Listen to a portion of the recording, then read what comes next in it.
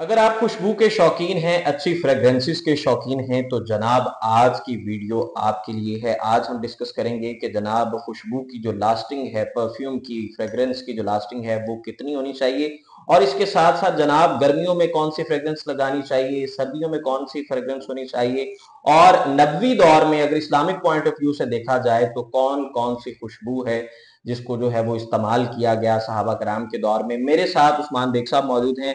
बहुत शुक्रिया उस्मान भाई आपके वक्त का। ये बताइए सबसे पहले कि रमजानुल मुबारक में जो है वो कौन सी खुशबू लगानी चाहिए। जी, रमज़ान के हवाले से मैं ये रिकमेंड करता हूँ मोस्टली जितने भी हमारे कस्टमर्स हैं कि चूँकि एक इस्लामिक एनवायरनमेंट बना हुआ होता है, हर बंदा मस्जिद की तरफ राग़िब होता है, तरावी होती है, ज़िक्र होता है, कुरान पाक की तिलावत होती है, फिर एक घर के अंदर अफ्तारी का माहौल होता है।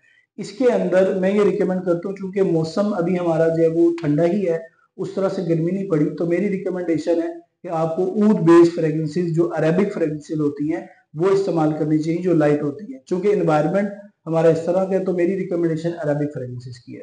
ठीक है, ये बताएं कि सहाबा कराम की जिंदगी में नबवी दौर में जो है वो खुशबू का क्या मुकाम था, क्या हैसियत थी।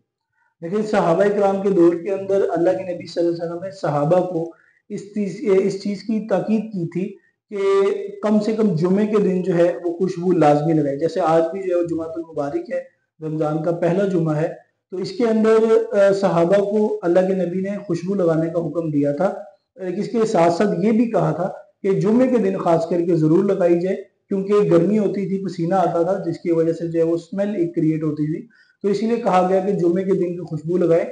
और फिर सहाबा का ख़ास एहतमाम उस दिन भी होता था जब उनकी शादी होती थी। यानी जब सहाबा की शादी होती थी तो वो शादी के दिन खुशबू लगाते थे, और पता चलता था जब वो एक महफिल में जाते थे मुख्तलिफ लोगों की, तो पता चलता था कि आज फलां शख्स की जो है वो इनकी शादी हुई है, तभी जो है वो खुशबू लगाई गई है। इस वजह से भी लोग पहचानते थे। अच्छा, खुशबू की लास्टिंग को लेकर बहुत से सवाल किए जाते हैं कि कितनी देर पा होनी चाहिए, आप क्या समझते हैं कितनी देर पा होनी चाहिए। देखें, खुशबू जो बनाते हैं, जो केमिकल इंजीनियर खुशबू बनाते हैं, उनकी नज़र में 7 से 8 घंटे जो खुशबू आपको परफ्यूम या अतर आपको खुशबू दे रहे हैं, इट मीन कि ये बेहतरीन खुशबुओं के अंदर शुमार होती है। और खुशबू को जब आप लगाते हैं तो लगाने का तरीका आपका सही होना चाहिए। इस तरह से आपने लेना है और हाथ पे आपने लगाना है, और आपने हाथ पे लगा के जोर से रगड़ना नहीं है।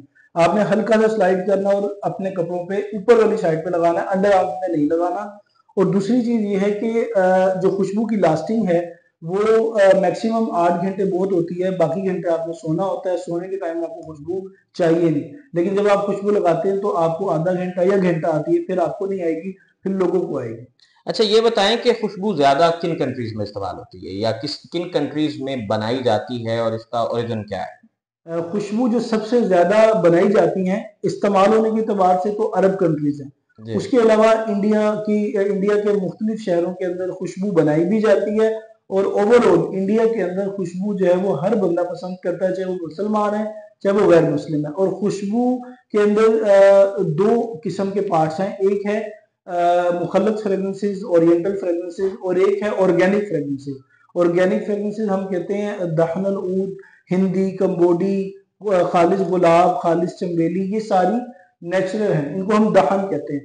तो ये ज्यादातर इंडिया के अंदर Malaysia, Cambodia, Thailand, Burma, Vietnam और सुमात्रा और पपुआ, ये जितने भी इलाके, बांग्लादेश और फ्रांस और तुर्की, स्विट्जरलैंड, ये तमाम वो ममालिक है जहाँ पर बेहतरीन खुशबू बनाई जाती है, और हम भी वहां से इम्पोर्ट करते हैं। अच्छा, ये बताएं कि ओरिजिनल जो खुशबू होती है जैसा कि ओरिजिनल गुलाब, ये कैसे बनता है और इसकी कीमत बताएं। ये मेरे पास एक गुलाब है, जिसको हम बोलते हैं वर्द ताइफी। ये ताइफ के मकाम से इंपोर्ट किया जाता है। वहां पर मुख्तलिफ यूनिट्स लगे हुए हैं, और कुछ ऐसे यूनिट हमें सुनने को मिला कि सहाबा के दौर से भी चलते आ रहे हैं। और एक यूनिट जो है वो अभी तक एक सहाबी है, जो उनकी वो जगह थी, जो वो खुशबू महंगी से महंगी लगाते भी थे और बेहतरीन खुशबू बनाते भी थे।